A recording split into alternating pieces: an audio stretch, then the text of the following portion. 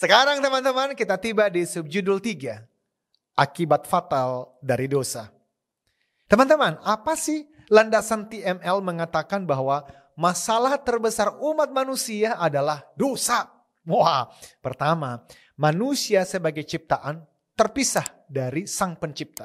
Seperti lampu yang terlepas dari arus listrik, mati, lumpuh secara spiritual. Itulah sebab manusia melakukan hal-hal yang tidak sesuai target awal tadi. Kedua, manusia tidak takut pada Tuhan, lebih takut pada manusia. Arti kata takut di sini tidak terbatas pada takut gemetar, tetapi juga berarti hormat pada Tuhan. Ketiga, manusia beragama tanpa pengertian yang benar. Ini terdiri dari 2, yaitu setengah hati atau semaunya sendiri. Inilah religiusitas, bukan spiritualitas. Nah, dalam keterpisahan antara ciptaan dan pencipta, ada kekosongan di dalam diri manusia. Tepat seperti kalimat Blaise Pascal bahwa ada kekosongan dalam hati setiap manusia yang tidak dapat diisi oleh ciptaan apapun kecuali oleh Tuhan Sang Pencipta.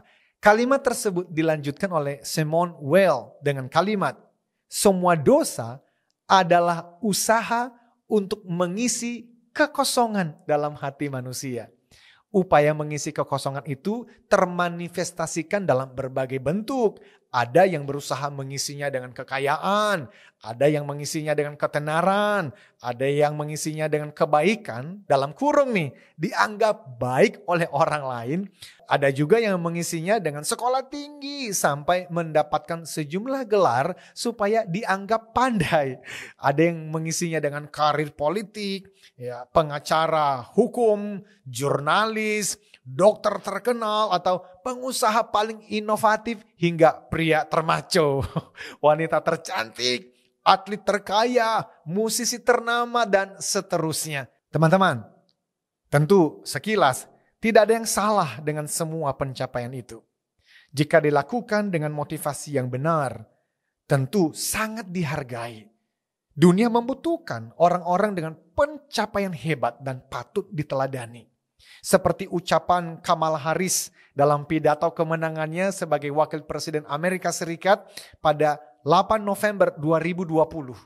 Dia mengatakan, meskipun saya mungkin wanita pertama dalam jabatan ini, saya tidak akan menjadi yang terakhir. Karena setiap gadis kecil yang menonton malam ini melihat bahwa ini adalah negara dengan segala kemungkinan. Dan bagi anak-anak negara kita, terlepas dari jenis kelamin, negara kita telah mengirimi Anda pesan yang jelas. Bermimpilah dengan ambisi dan pimpin dengan keyakinan. Wah, teman-teman, kalimat di atas begitu menginspirasi. Sebagai motivator teosentris, saya suka banget. Itu sebabnya saya mengabadikan full speech tersebut di Facebook saya pada 8 November 2020 dan masih ada sampai saat ini.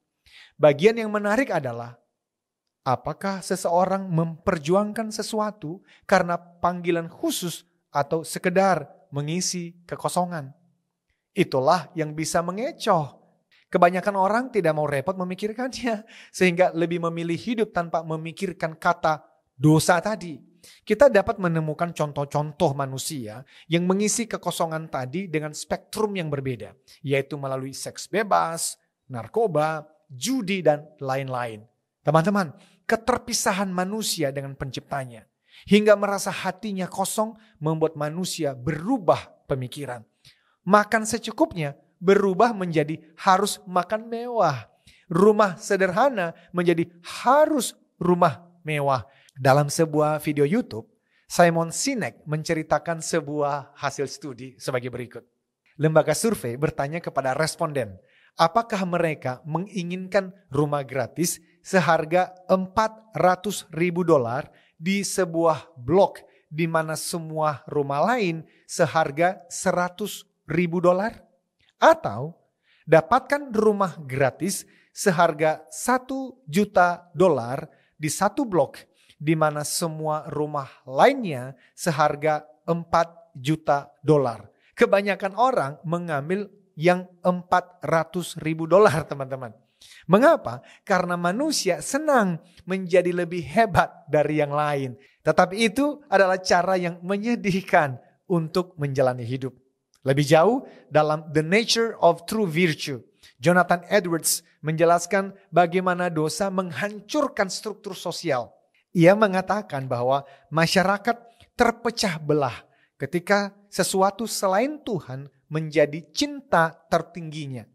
Jika tujuan hidup tertinggi kita adalah kebaikan keluarga kita, misalnya, kita akan cenderung kurang peduli terhadap keluarga lain. Jika tujuan tertinggi kita adalah kebaikan bangsa, suku, atau ras kita, maka kita akan cenderung menjadi rasis dengan nasionalis berlebih.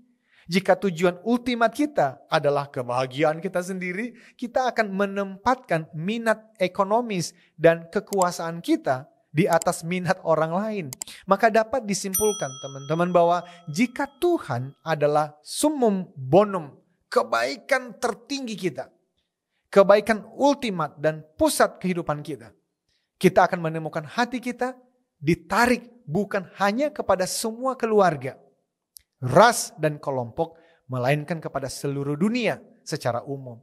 Maka bagaimana kerusakan relasi sosial ini bisa berasal dari pengaruh-pengaruh internal dosa? Well, Timothy Keller menjelaskan. Dengarkan baik-baik, ini penting sekali. Ini kalimatnya. Jika kita mendapatkan identitas kita dari etnisitas atau status sosial ekonomis, kita harus merasa superior daripada kelompok atau ras lain. Jika kita bangga memiliki pandangan yang terbuka, jiwa yang toleran, kita akan sangat marah terhadap orang-orang yang kita anggap sebagai ekstremis. Jika kita adalah seorang yang sangat bermoral, kita akan merasa lebih baik daripada orang-orang yang kita anggap tidak bermoral. Begitulah seterusnya. Jadi tidak ada jalan keluar bagi persoalan ini. Semakin kita mencintai keluarga, kelompok, ras, atau agama kita, semakin sulit kita tidak merasa lebih baik atau bermusuhan terhadap agama, ras, dan lain-lain. Dengan demikian, rasisme, kastaisme, dan seksisme bukanlah persoalan ketidaktahuan atau kurangnya pendidikan. Setiap orang harus hidup untuk sesuatu, apapun sesuatu itu. Ia menjadi Tuhan atas hidup Anda. Tidak peduli loh, Anda melihatnya seperti itu atau tidak. Oke, sekarang teman-teman, apa dong yang akan kita lakukan? Bagaimana kita bisa lepas dari akibat fatal dosa ini? Jawabannya terangkum dalam kalimat Thomas Chalmers pada tahun 1840-an. Ini kalimatnya, dengarkan baik-baik. Satu-satunya cara untuk mematahkan cengkeraman objek indah pada jiwa adalah dengan menunjukkannya objek lain yang bahkan jauh lebih indah. Pertanyaannya adalah, siapa yang lebih menawan hatimu? Jika hati Anda benar-benar mengenal Tuhan dan merasakan cintanya yang tak bersyarat untukmu, pastilah Anda akan jatuh cinta kepadanya. Itulah solusi untuk lepas dari berhala lainnya yang merupakan esensi dari TML, Theocentric Motivation and Leadership. Tuhan menjadi pusat kehidupan manusia sebagai sumber kebahagiaan dan kepuasan batin. Teman-teman, kita bertemu di bab selanjutnya. Until then, ukir jejakmu.